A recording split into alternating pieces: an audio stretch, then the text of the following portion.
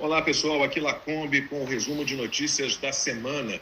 O presidente dos Estados Unidos, Donald Trump, enviou uma carta a Lula para informar que a partir de 1º de agosto, os produtos brasileiros exportados para os Estados Unidos terão uma tarifa de 50%.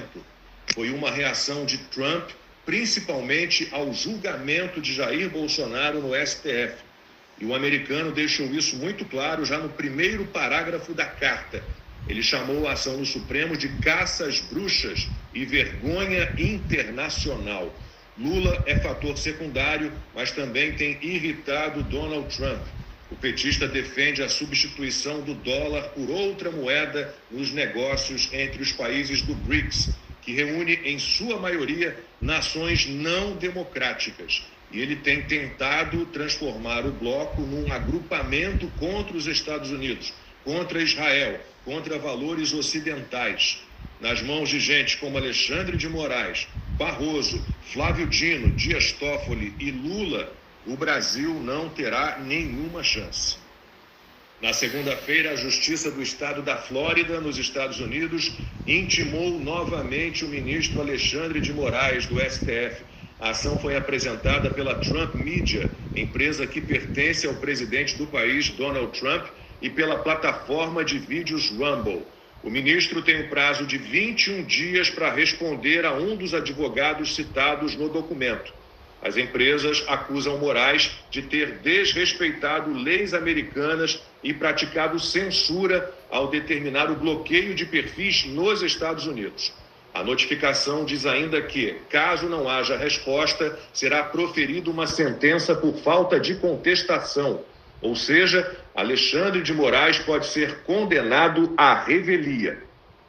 Também na segunda, o deputado licenciado Eduardo Bolsonaro, que está nos Estados Unidos, concedeu uma entrevista ao programa The War Room, do ex-estrategista de Donald Trump, Steve Bannon. Ele pediu que o governo americano não demore a aplicar sanções contra Alexandre de Moraes. O filho do ex-presidente Jair Bolsonaro afirmou que a imposição de medidas restritivas é o remédio correto contra esse vírus, mas disse que, para surtirem efeito, essas ações devem ser tomadas o quanto antes. O deputado licenciado afirmou que o Brasil ainda está no momento em que a aplicação de sanções pode impedir que a aliança entre STF e PT seja tão agressiva contra seus oponentes. O ministro Alexandre de Moraes aplicou multa de R$50 mil ao jornalista Alan dos Santos por descumprimento de medidas cautelares. O valor também foi estendido ao canal Conversa Timeline no YouTube por conta da participação do jornalista no programa de 1º de julho. O ministro afirmou que Alan dos Santos utiliza as redes sociais para atacar as instituições democráticas, notadamente o Supremo Tribunal Federal, bem como o próprio Estado Democrático de Direito. Advogados sérios, como André Marcília, já afirmaram que a aplicação da multa é inconstitucional e censória e que estender a multa à timeline é absurdo. Nas redes sociais, Marcília escreveu o seguinte: para Moraes, vale tudo para punir. Pune Starlink para atingir o X, advogado para atingir cliente, site para atingir entrevistado. Uma cautelar não se estende a terceiros, não importa nada qual a relação ele tenha ou venha a ter com os terceiros. Moraes está simplesmente acabando com o direito e com a segurança jurídica para atingir seus objetivos que não são jurídicos. A Câmara dos Deputados aprovou na calada da noite o texto base do projeto de lei que cria 160 funções comissionadas para o STF, além de 40 cargos de técnico judiciário de agente da Polícia Judicial. Segundo o projeto, o custo estimado com a medida passa dos R$8 milhões por ano. O Índice Nacional de Preços ao Consumidor Amplo, IPCA, considerado a inflação oficial do país, registrou alta de 0,24% em junho, conforme dados divulgados na quarta-feira pelo IBGE. Com o resultado, ficou confirmado que o Brasil descumpriu a meta de inflação estabelecida pelo Conselho Monetário Nacional. pela nova regra da meta contínua em vigor desde janeiro, há descumprimento quando a inflação oficial fica fora do intervalo de tolerância por 6 meses seguidos. De janeiro a junho, o IPCA acumulado em 12 meses superou o teto de 4,5%.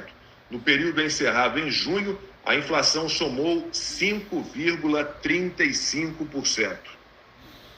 O governo Lula teve conversas com um grupo ligado ao PCC para viabilizar a visita do petista à favela do Moinho, no centro de São Paulo, no fim do mês passado.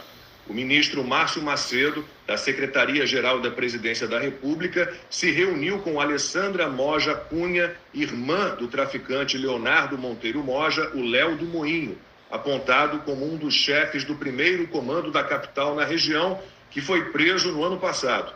Alessandra Moja é presidente de uma ONG que diz representar as famílias da favela do Moinho.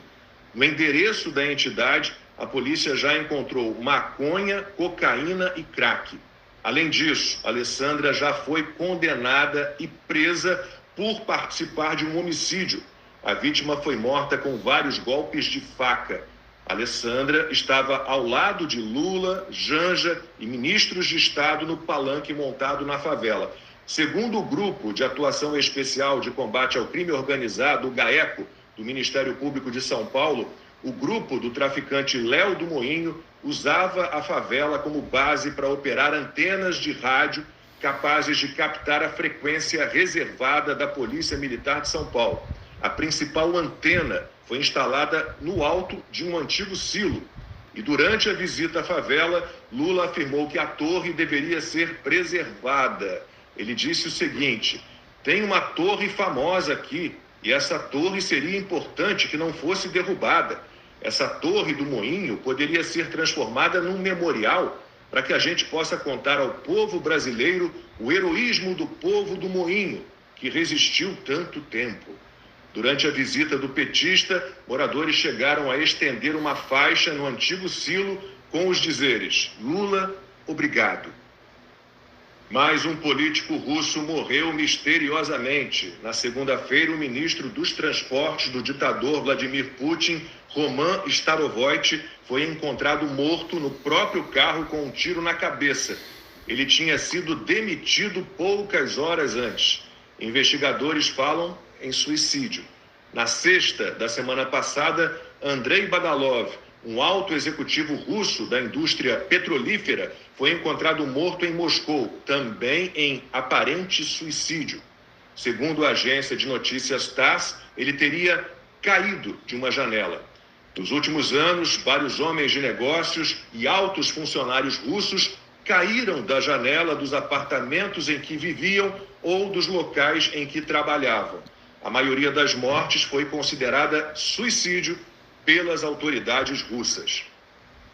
Foram essas as principais notícias da semana. Aproveitem o fim de semana e até a próxima.